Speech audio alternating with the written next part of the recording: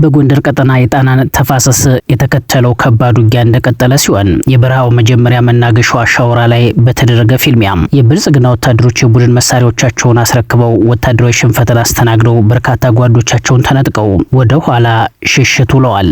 የጥይት ድምጽ ወኔያቸውን የሚያነሳሳቸው ፋኖቹ በበኩላቸው የድል ክንዳቸውን ተንተርሰዋል። ላይን ያፈዘዘ ለእይታ የከበደ ኪሳራን ያገዙ ጀነራሎች ተከናንበዋል። በቀጠናው ውጊያዎች እንደቀጠሉ ናቸው። መረጃውን እናስደምጣችኋለን። ተላላኪ ካድሬ የበዛበት ደቡብ ጎንደር ቀጠና ገንዘብና ስልጣን ያሸነፋቸውን ወንበዴዎች እየመራረጠ እየሸኘ ክብርና ነጻነትን ባስቀደሙት የፋኖ ኃይሎችም እጅ እየገባ ሲገኝ በቀጠናው ከ65 በላይ ወታደሮች ያረጋ ከበደ ተሿሚዎችን ለማዳን ሲሯሯጡ እንደወጡ ቀርተዋል። ከክምር ድንጋይ እስከ ደብረ ታቦር ምላሽ እና ከክምር ድንጋይ እስከ ንፋስ መውጫ ጋይንት ድረስ በተደረገው ከባድ ውጊያ 35 የቡድንና የነፍስ ወከፍ ክላሽንኮቭ መሳሪያ በፋኖ ተማርኳል። ሌላኛው የሰዓቱ መረጃችን ነው። ወደ ፕሬዝዳንቱ ቅጥር ግቢ ያመራው ታጣቂ ግለሰብ መገደሉ ተሰማ። ፕሬዝዳንቱ በቅጥር ግቢው በሰዓቱ አለመኖራቸው ቢነገርም ታጣቂው ግን በደህንነት ኃይሎች ህይወቱን አጥቷል። በሌላ ዜና አብይ አህመድ ከሶማሊያ ጫፍ እስከ ምጽዋ ጫፍ በቂ የሆነ ኤሊት ፎርስ ገንብተናል ሲሉ ተናገሩ። ተወደደም ተጠላም ተዘግቶብን አንኖርም የሚል ጽሑፍ የታየበት የባህል ዝግጅት ትኩረትን የሳበ ሆኖ ተገኝቷል። ሰላም ጤና ይስጥልን አድማጭ ተመልካቾቻችን፣ በያላችሁበት ሰላምታችን ይረሳችሁ። የሰዓቱን መረጃዎች ወደ እናንተ እናስደምጣለን። አርዕስተ ዘገባዎቹን አስቀደምን። ወደ ዝርዝር ዘገባው አለፍን። በድጋሚ ቆይታችሁን እኛ ጋር አድርጉ። ሻውራ ከተማ ላይ እየተደረገ ባለው ተጋድሎ አንድ ዲሽቃ መሳሪያ ሲማረክ በርካታ አገዛዙ ወታደሮች ተገደሉ። ያለፋ ወረዳ መናገሻ በሆነችው ሻውራ ከተማ ላይ ትላንት ከረፋድ ጀምሮ ሲደረግ በዋለው ተጋድሎ የብልጽግና መከላከያ ሰራዊት በፋኖ ቀለበት ውስጥ ገብቶ የጥቃት ናዳ ሲያስተናግድ ውሏል። በከተማዋ ዙሪያ እየተደረገ በዋለው ተጋድሎ ያላንዳች ሰብአዊና ቁሳዊ ኪሳራ ውጊያውን በበላይነት እየመራ የሚገኘው የፋኖ ኃይል የጎላ ወታደራዊ ጠቀሜታ ያላቸው ይዞታዎችን መቆጣጠሩ ተጠቁሟል። አማራ ፋኖ ብሔራዊ ንቅናቄ በላይ እዝ መይሰው ካሳ ሁለተኛ ኮር ባደረገው አስደማሚ በተባለው ተጋድሎ 2 ዲሽቃ፣ 3 ብሬን፣ 1 ስናይፐር፣ 315 ክላሽንኮቭ መሳሪያና በርካታ ቅይጥ ተተኳሽ ስለመማረኩም ተገልጿል። ትንቅንቁ አዳሩንም ቀጥሏል። ሻውራና አካባቢው በፋኖ ቁጥጥር ስር መሆኑም ተገልጿል። ከክምር ድንጋይ እስከ ደብረ ታቦር ምላሽና ከክምር ድንጋይ እስከ ንፋስ መውጫ ጋይንት ምላሽ በተደረገ ተጋድሎ ከ65 በላይ ያጋዘዙ ወታደሮች ሲገደሉ 35 የቡድንና የነፍስ ወከፍ ክላሽንኮቭ መሳሪያ በፋኖ ተማርኳል። ውጊያው ደብረ ታቦር ዙሪያን ጨምሮ ከጋሳኝ እስከ ዘበራ፣ ከአርሴማ እስከ ክምር ድንጋይ እንዲሁም ከንፋስ መውጫ ጋይንት ዙሪያን ጨምሮ ከጎብጎብ እስከ ሳሌ፣ ከመዋያ እስከ ኡራኤል፣ ከማደያ እስከ ጣሪያ ጊዮርጊስ ድረስ ፋኖ ከቡድን መሳሪያዎች ጀምሮ የነፍስ ወከፍ ክላሽንኮቮችንና የከባድ መሳሪያ ተተኳሾች ቅንቡላዎችን ጭምር ማርኮ የታጠቀበት፣ በአንጻሩ ደግሞ ያገዛዙ ኃይል በርካታ ጓዶችና ይዞታዎች ቦታዎችን ያጣበት ትንቅንቅ ተካሂዷል። በውጊያው ከተገደሉ ያገዛዙ ወታደሮች መካከል መካከለኛ አመራሮችና ጠላት የሚተማመንባቸው መስመራዊ አዋጊዎች እንደሚገኙበት የተነገረ ሲሆን 81 ወታደሮች ደግሞ ክፉኛ ቆስለው ወደ ደብረ ታቦርና ንፋስ መውጫ ሆስፒታሎች መወሰዳቸውም ተገልጿል። በዚህ ትንቅንቅ የጸጥታ ኃይል የዘፈቀደ ተኩስ በመክፈት የንጹሃንን ህይወት ሲቀጥፍበት የነበረው የአየር መቃወሚያ በፋኖ ተመቶ ሙሉ ለሙሉ ስለመውደቡም የመረጃ ምንጮች ገልጸዋል። በተያያዘ ዜና ከትላንት በፊት ደብረ ታቦር ዙሪያ እስከ ክምር ድንጋይ በተደረገው ውጊያ ቆስለው ወደ ደብረ ታቦር ሆስፒታል ከተወሰዱ በኋላ ህይወታቸው ያለፈ በርካታ የብልጽግና መከላከያ ሰራዊት አባላት ስርዓተ ቀብር እንዲፈጸም የወጣት ማህበራት መጠየቁ መነጋገሪያ ሆኖ ውሏል። ትላንት በዕለተ ሰንበት በደብረ ታቦር ከተማ የሚገኙ ወጣት ማህበራት አባላት በደብረ ታቦር ሆስፒታል የሚገኝ አጋዙን ወታደሮችን አስከሬን ስርዓተ ቀብር እንዲፈጽሙ ነው ሲጠየቁ የዋሉትም። መልእክቱ ቃል በቃል እንዲህም ይላል። በደብረ ታቦር ከተማ ለሰኞ ገበያ በጎ ፈቃድ አገልግሎት ሰጭ ማህበር ሀገርን ከጥፋት ለማዳን በተደረገው ውጊያ የተሰዉ የጸጥታ ኃይሎች አስከሬን በደብረ ታቦር ሆስፒታል ስለሚገኝ የቀብር ስነ ስርዓቱን በበጎ ፈቃድ ስራ እንድትሸፍኑ ከሆስፒታሉና ከከተማው ጸጥታ አመራሮችም መልእክት የተላለፈ በመሆኑ አሁኑኑ ሆስፒታል እንድትገኙ በእግዚአብሔር ስም እናሳስባለን የሚለው መልእክት ለበርካቶች ቀልብን ስቦ የዋለ አጀንዳም ሆኗል። አጋዙ በርካታ ኃይሎቹን ያጣበት አውደ ውጊያ ሲፈጸም ለመቅበርም መቸገሩን ያመላከተ ስለመሆኑም ተገልጿል። የአማራ ፋኖ ብሔራዊ ንቅናቄ ቴዎድሮስ ዕዝ 109ኛ ኮር 88ኛ ክፍለ ጦር የአርሶ አደርን ሀብት ንብረት ለመዝረፍ ወደ ገጠር ቀበሌዎች በተንቀሳቀሰ ያገዛዙ ሰራዊት ላይ ጥቃት ፈጸመ።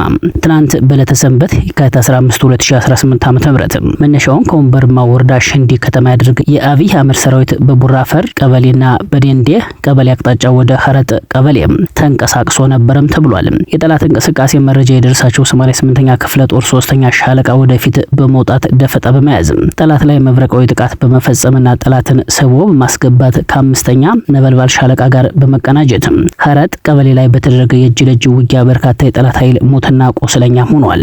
ይህ በእንዲህ እንዳለ የክፍለ ጦሩ 1ኛ ሻለቃ ሽንዲ የመሸገ ጠላት ላይ ጥቃት በመክፈት ተወርዋሪ ንስሮቹን ደግሞ መሀል ከተማ አስርጎ በማስገባት ጥቃት የፈጸመ ሲሆን ቀንደኛ የምንሻ መሪ ነበር የተባለው እንዳልካቸው መኮንን ከነግብረ አበሮቹ በመሸኘት 3 ክላሽንኮቭ መሳሪያ መማረክ ተችሏል። በተያያዘ አማራን በቀጥታ ከመግደል ባለፈ ተቋማቱን በየደረሰበት ሁሉ የሚያወድመው ያጋዙ ሰራዊት የሀረጥ ቀበሌ ማህበረሰብ ለማህበራዊ ፍትህ፣ ለመልካም አስተዳደርና መሰል ማህበራዊ ግልጋሎት የሚያካሂድበትን አስተዳደር ጽህፈት ቤት እንዲሁም ለማህበረሰቡ የሕክምና አገልግሎት የሚሰጥ አነስተኛ ክሊኒክን ሙሉ በሙሉ የሕክምና ግብዓቶችንና ቁሳቁሶችን በእሳት አውድሟል ሲሉ ምንጮች ገልጸዋል።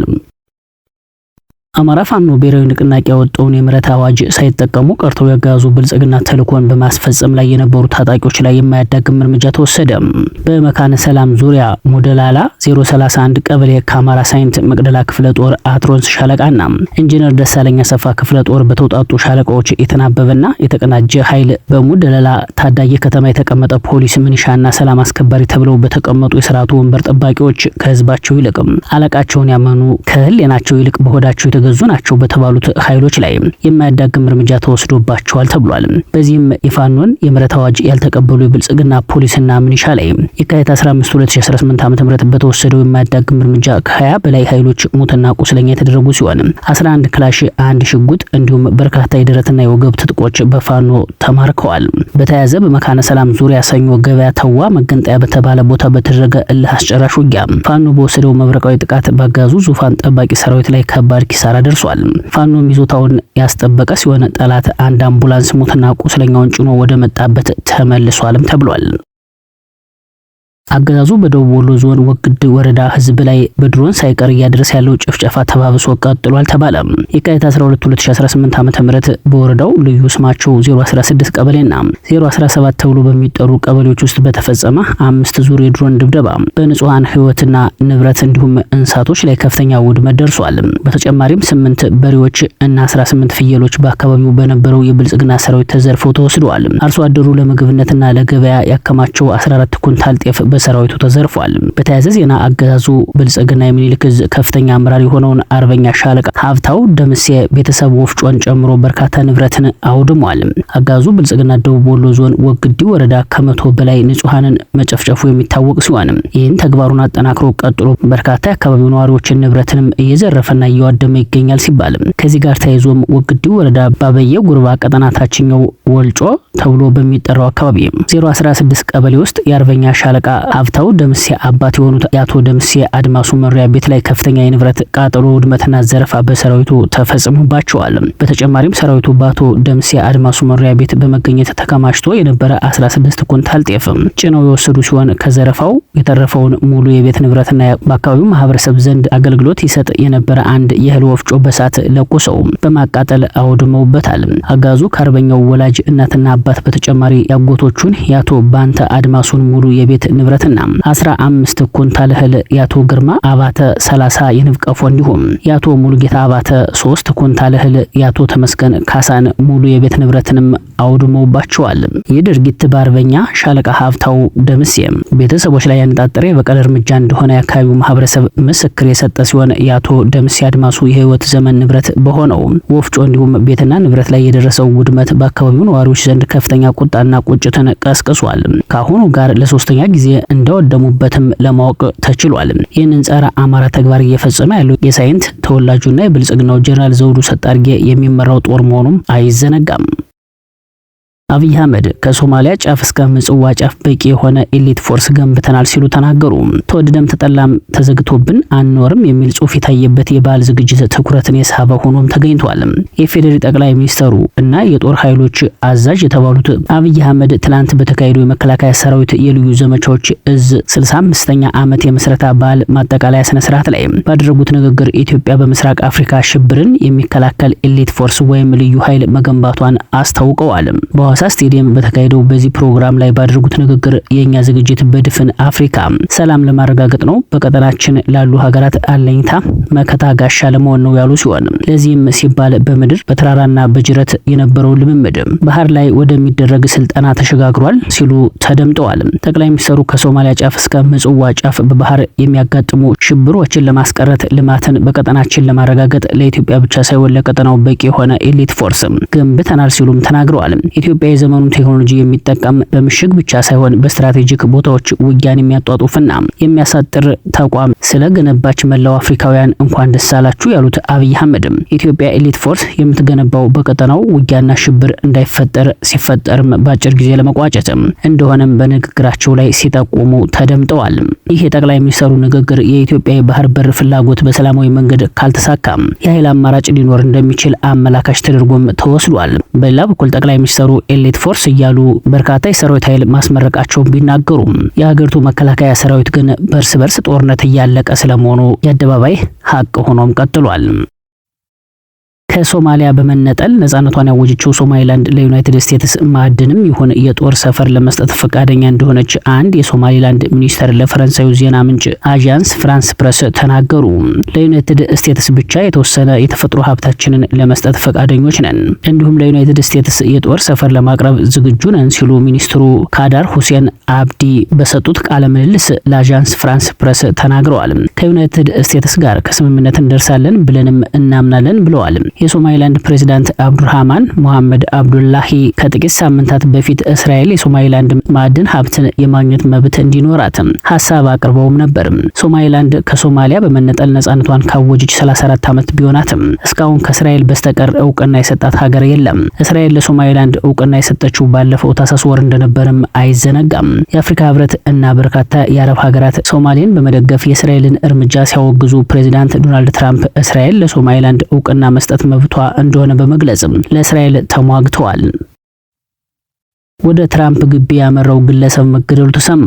ወደ ፕሬዝዳንት ትራምፕ ቅንጡ መኖሪያ ማር-አ-ላጎ ሪዞርት ጥሶ ሊገባ ያለ ግለሰብ ተገሏል። የአሜሪካ ሚስጥራዊ አገልግሎት ሴክሬት ሰርቪስ ግለሰቡን መግደሉን አስታውቋል። ክስተቱ የተፈጠረው ፕሬዝዳንት ትራምፕ ዋሽንግተን በነበሩበት ሰዓትም ነው። ፍሎሪዳ በሚገኘው የትራምፕ ሪዞርት ላይ ሊፈጸም የነበረን ጥቃት አገልግሎቱ ማክሸፍ ችሏል የሚል መረጃም ተጋርቷል። በሀያዎቹ የእድሜ ክልል ውስጥ ያለ የታጠቀ ግለሰብ እንደነበረም ተነግሯል። ፕሬዝዳንት ትራምፕ ቅዳሜና እሁድን በማር-አ-ላጎ ፓልም ቤንች ፍሎሪዳ መኖሪያ ቤታቸው በማሳለፍ የሚታወቁም መሪ ናቸው። የተከበራችሁና የተወደዳችሁ አድማጭ ተመልካቾቻችን ለሰዓቱ የተዘጋጁት መረጃዎች እነዚህ ነበሩ። አብራችሁን ስለቆያችሁ ላቅ ያለ ምስጋና አለን። በያላችሁበት ሰናይ ጊዜ ይሁንላችሁ። ጤና